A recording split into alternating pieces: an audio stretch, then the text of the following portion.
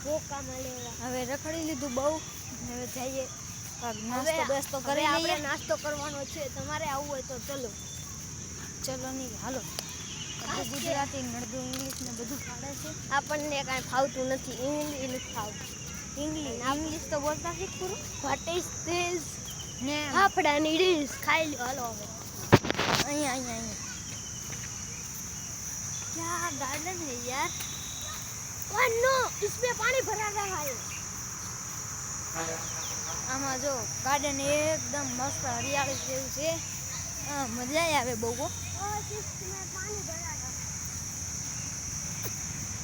और ये घुगी चलती है तो फाफड़ा डिश खाती है. ओला ये અહીંયા છે નીચે. ના